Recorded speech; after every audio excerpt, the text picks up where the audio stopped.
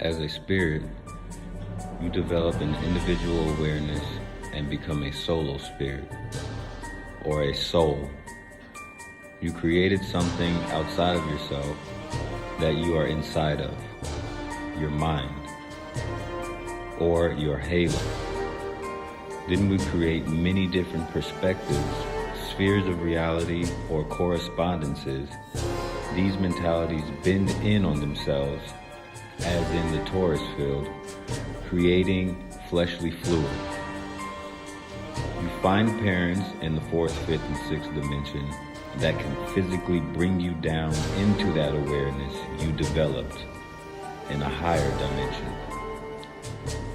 So once they bring you into the first, second, and third dimension, your first body was your mind. Your mind shared similar desires or lights with your parents on the fourth, fifth, and sixth dimension. Your soul, or your light, or your energy, was sucked into their black hole, a collection of lights. You are no thing when you become aware of yourself, aware that you are a solo spirit, a soul. You create an awareness around you. That is what we call energy. Within that space, you create your elemental alchemy. Fire, which is vision. Water, which is emotion. Air, which is logic and reason. Earth, which is practicalizing and material. You have two sides to these elements, masculine and feminine. Being an androgynous spirit, you have full access to the masculine and feminine natures in regards to that body, the mind. This is what light workers do, work on the mind, aka light. They work with light, or they work with the mind. This is what your spirit has gotten trapped in, or this is called a spiritual death, which results in a physical birth. When we do this on the fourth, fifth, sixth dimension as a group of spirits, this is what creates an environment. When you create your own awareness from that environment, now you have your own personal perspective about what you created. Now you can be recognized as separate or an individual within the creation or within the environment.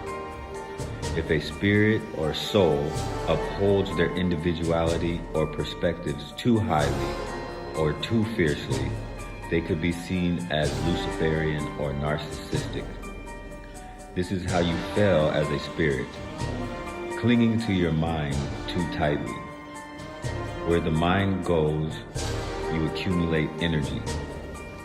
When you keep a fixed mind or emotions in the same position for too long, it condenses, creating routines, responsibility, patterns, trials and tribulation. This is what we call hell. What was once pleasure becomes pain. Love becomes hate. Freedom becomes a cage.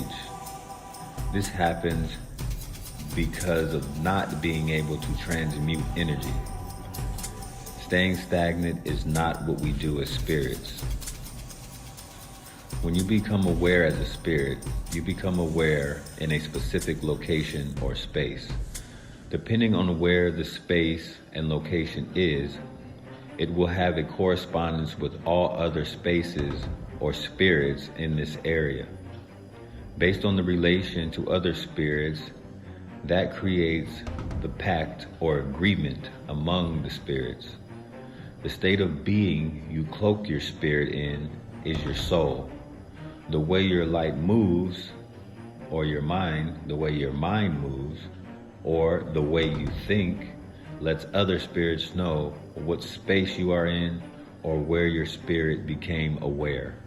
Spirits that became aware below the horizon brought concepts like math, language, depression, worry, or Luciferian attributes.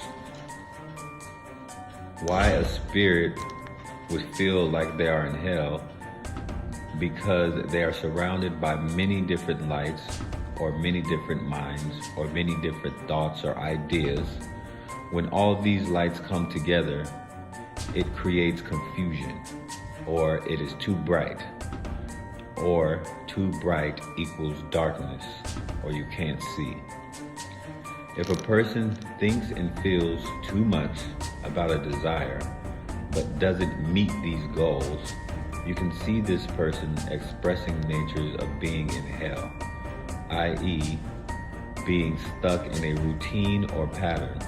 If a person dies in this mental state, the spirit will enter this mental form without the flesh and ends up in a purgatory until they shed the weight of the first incarnation or the previous incarnation, aka spiritual birth, aka expansion. So the spirit can create a broader awareness, mind and body. So your next contraction is more broad, but still a spiritual death, and your next physical birth, the spirit can become more observant and aware and maintain themselves better. Left brain chakras are your higher chakras, your heart, throat, third eye, and crown. It's not just the left side of your brain. These chakras are correlated with light, and that is light as in weight, and light as in light. And you cannot be submerged underwater for that long.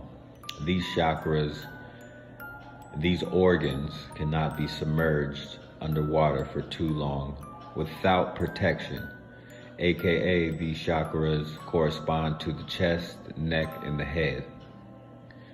The water equals emotions. Your right brain chakras are your lower chakras, root, sacral, and solar plexus. These are the chakras that can be submerged with better functioning. You are born through your right brain chakras and die through your left brain chakras. Your right brain chakras equal mental desires that match your parents that used similar desires to create their bodies. You are born through the lower sexual organs of your parents. You die through your higher chakras to remind your spirit of what you were doing in a previous life. Or you should die through your left brain chakras. You can create another concept of it. You die through your higher chakras to remind your spirit of what you were doing in a previous life. So you can create another concept of it or form a more expansive awareness which produces spiritual awareness or spiritual intelligence.